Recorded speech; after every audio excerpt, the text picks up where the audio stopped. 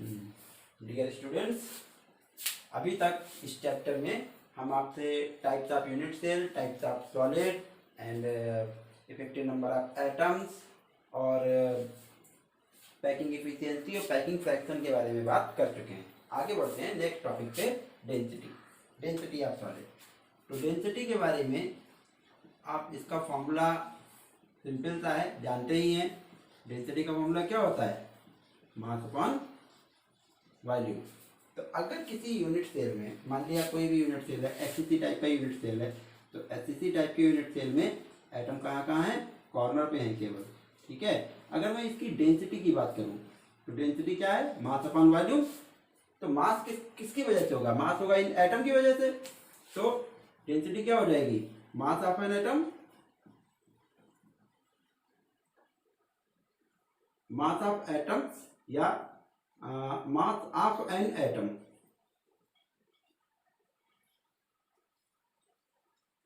Upon volume of cube, क्योंकि volume तो पूरा लिया जाएगा ये, लेकिन एक क्यूब में एक एटम तो है नहीं, यहाँ तो बहुत सारे एटम हैं। तो कितने एटम होंगे वो हमें पता चलता है जेड से, इफेक्टिव नंबर ऑफ एटम से। अब एक चीज और है, मास कैसे निकाला जाएगा इसका? मास होता है, जैसे आपने मॉलिक्यूलर मास ले लिया। क्या ले लिया आपने? मॉलिक्यूलर मास इसका।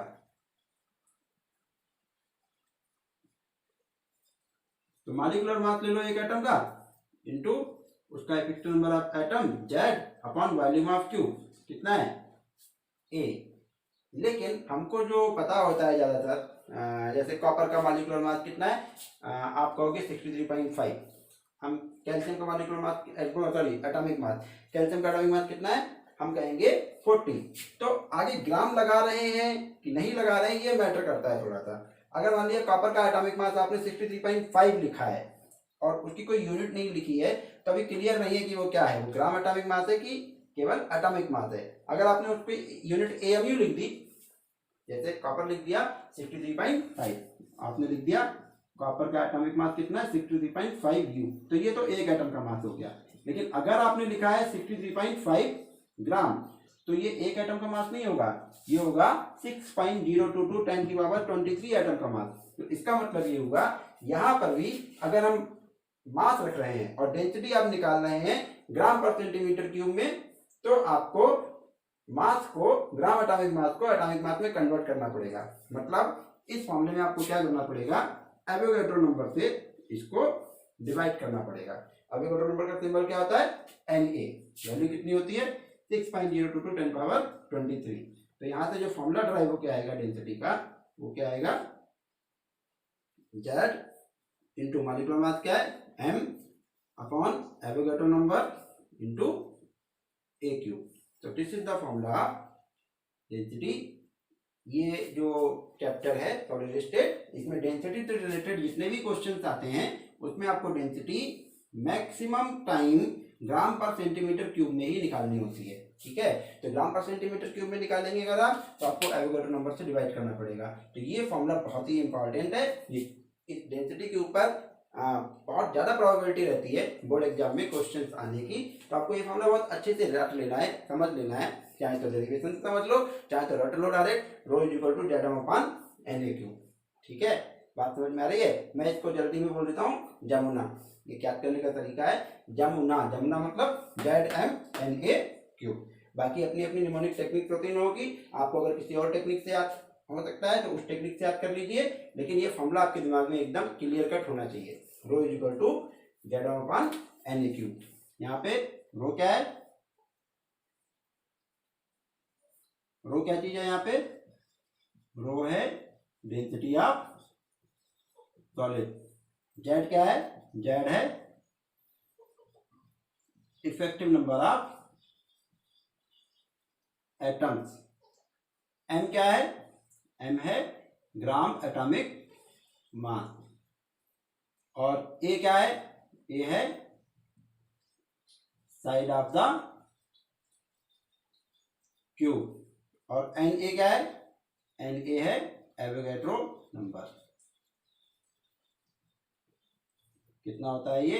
6.022 इंटू 10 की पावर 23 जो 1 मोल के बराबर होता है। मोल कॉन्सेप्ट में आप ये सब चीज़ें पहले ही 11 में पढ़ चुके हैं, तो इनमें मैं ज़्यादा डिटेल में नहीं जा रहा है इन सब चीज़ों की। एवोगैड्रो नंबर ये सब क्या है ये आपको क्लियर होना चाहिए, पता होना चाहिए पहले से, ठीक है। अब हम इसके कुछ क्वेश्चन देखेंगे, मैं आपको कुछ क्वेश्चन दूंगा प्रैक्टिस के लिए, उनको आपको करना है और बताना है क्या आंसर इनका बनेगा।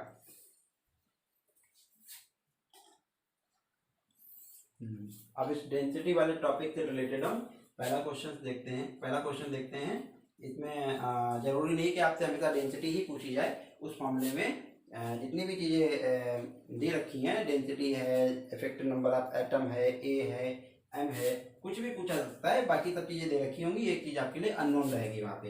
हाँ, तो क्वेश्चन यहाँ पे है कि N atom A is arranged in cubic system.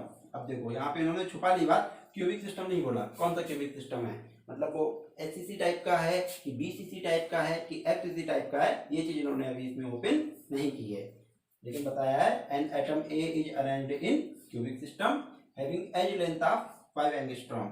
उसकी एज लेंथ कितनी है, 5 angstrom.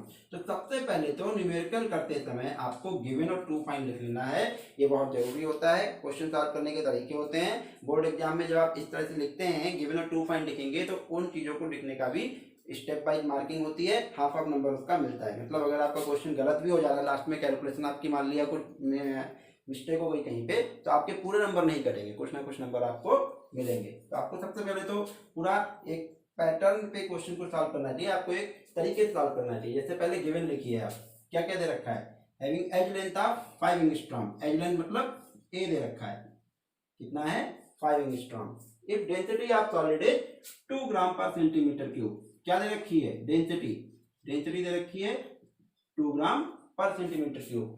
And atomic mass of A is 75। Atomic mass क्या है, कैपिटल एम, वो कितना है 75। Then find out the radius of the atom. Atom का रेडियस पूछा है कितना होगा, यानी आर पूछा है। आप ये चीज लिख दीजिए तो आपको थोड़ा आसान पड़ेगा क्वेश्चन सॉल्व करना, आपका दिमाग अच्छे से चलेगा। अब इसमें फॉर्मूला लगाते हैं हम, rho is equal to Z upon N A cube, ठीक है। अब इसमें देखो डेंसिटी हमको दे रखी है, ठीक है, मॉलिक्यूलर वेट दे रखा है, साइड ऑफ द क्यूब दे रखी है, एवोगैड्रो नंबर हमको पता होता है, जेड नहीं दे रखा है, तो जेड हमको इसमें निकालना पड़ेगा। तो इसको जेड की फॉर्म में ड्राइव कर देते हैं इस फॉर्मूले को। तो Z is equal to rho into N A into A cube upon M, ठीक है। इनकी सबकी वैल्यू लगा दो, तो रो कितना है 2 gram per centimetre cube, N A Avogadro number कितना है 6.022 10 की पावर 23 इंटू ए कितना है side of the cube 5 angstrom. अब डेंसिटी मैंने बोला ग्राम पर सेंटीमीटर क्यूब में होती है, तो 1 एंगस्ट्रॉम कितना होता है 10 की पावर -10 मीटर, लेकिन अभी आपको किस में लेना है सेंटीमीटर में, तो सेंटीमीटर में कितना हो जाएगा 10 की पावर -8, ठीक है। ये सब चीजें आपको पहले से क्लियर होनी चाहिए। एंगस्ट्रॉम, नैनोमीटर या पिकोमीटर, ये सब कितना कितना होता है ये तो आपके दिमाग में होना चाहिए। एम मॉलिक्यूलर वेट कितना है 75, ठीक है। इसको सबको आप सॉल्व करेंगे तो ये लगभग आएगा 2, जेड इसका कितना आ जाएगा 2 आएगा। तो यहां से हमें पता चला जेड आ गया 2। अब जेड अगर 2 है, दैट इज ये किस तरह का यूनिट सेल है, किस तरह का क्यूबिक सिस्टम होना चाहिए, it should be BCC type, क्योंकि बीसीसी टाइप में जेड की वैल्यू 2 आती है। मैंने आपको पहले ही बताया था, आपको 3 तरह की कैटेगरी डिटेल में पढ़ने को मिलेंगी, एससीसी, बीसीसी और एफसीसी। एंड सेंटर्ड में भी होता है 2, लेकिन अभी आपको इसको बीसीसी कंसीडर करके सॉल्व करना है, ठीक है। जब तक आपको कुछ हिंट ना दिया जाए एंड सेंटर के बारे में, तब तक आपको उसको यूज नहीं करना है। तो फिलहाल जेड 2 आ गया, निकालना क्या है आर। अब जेड और आर के बीच का, हाँ ए और आर के बीच का रिलेशन बीसीसी में क्या होता है, ए इज इक्वल टू 4/√3r, ठीक है। तो यहां से r निकाल लीजिए, r is equal to √3/4a, √3/4a, a कितना था इसका 5 एंगस्ट्रॉम, तो आप इसे एंगस्ट्रॉम में रहने दीजिए, r आपका एंगस्ट्रॉम में आ जाएगा डायरेक्ट, ठीक है। तो r इज इक्वल टू, इसको सॉल्व करेंगे आपका आंसर आ जाएगा √3 कितना है 1.73 × 5/4। इसको सॉल्व करके आप अपना आंसर निकाल सकते हैं। तो मुझे लगता है इस फॉर्मूले को यूज करना आपको आ गया होगा, समझ में आया होगा किस तरह से इसका इस्तेमाल करना है। इसी से रिलेटेड मैं एक क्वेश्चन और यहाँ पे दे रहा हूँ आपकी प्रैक्टिस के लिए, उससे आपको खुद ही करना होगा।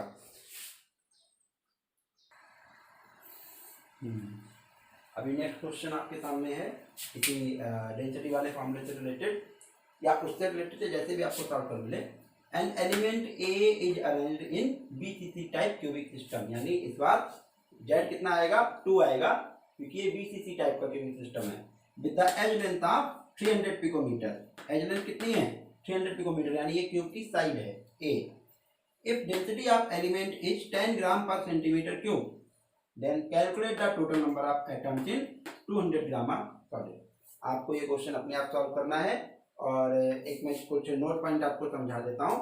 इस क्वेश्चन को सॉल्व करके इसका आंसर आपको मुझे सेंड करना होगा, ताकि मैं पता कर सकूं कि कितने बच्चे इसको पढ़ रहे हैं, कितने बच्चे इसको समझ रहे हैं, सीख रहे हैं। ठीक है, मुझे फीडबैक मिल जाएगा आपका, और आपको समझ में आ रहा है कि नहीं आ रहा है ये भी क्लियर हो जाएगा। मुझे लगता है कुछ चीज़ें मुझे आपको बता देनी चाहिए जो आपको हो सकता है नहीं पता हो और आप ढूंढे कहीं से, तो इसलिए मैं यहाँ पे लिख दे रहा हूँ कुछ यूनिट्स के बारे में। डेंसिटी जो है ज़्यादातर picometre, centimetre, edge length picometre, या एंगस्ट्रॉम, नैनोमीटर, इन सब में दे रखी होती है, तो इनके बारे में आपको आइडिया होना चाहिए। 1 माइक्रोन मीटर कितना होता है 10⁻⁻6 मीटर या 10⁻⁻4 सेंटीमीटर। 1 नैनोमीटर कितना होता है 10⁻⁹ मीटर या 10⁻⁷ सेंटीमीटर। 1 एंगस्ट्रॉम, एंगस्ट्रॉम कितना होता है 10⁻⁻10 मीटर या 10⁻⁸ सेंटीमीटर। और 1 पिकोमीटर कितना होता है 10⁻12 मीटर या 10⁻10 सेंटीमीटर। ठीक है, तो ये यूनिट कन्वर्जन आपको पता होना चाहिए, क्लियर होने चाहिए, तभी आप अच्छे से कर पाएंगे। मैंने इसलिए बता दिया, आप कहीं से सर्च करें, ढूंढें, तो इससे बढ़िया आप यहीं पे आप समझ लें और डायरेक्ट क्वेश्चन को ट्राई करें। ठीक है, दूसरी बात, डेंसिटी से रिलेटेड जितने भी न्यूमेरिकल्स आएंगे 99% केसेज में तुम्हारे पास जो न्यूमेरिकल आएगा डेंसिटी का, उसमें डेंसिटी की यूनिट ग्राम पर सेंटीमीटर क्यूब में ही होगी। ठीक है, तो आपको यहाँ पे अगर नहीं कंफर्म है तो अपनी साइड से ही अगर जरूरत पड़े तो यूनिट को आपको डेंसिटी को ग्राम पर सेंटीमीटर क्यूब में ही कंसीडर करना है या उसी में कैलकुलेट करना है। ठीक है, तो मुझे लगता है डेंसिटी वाली बात आपको समझ में आ गई होगी। अभी अब इस वाले टॉपिक को हम यहीं पे खत्म करते हैं।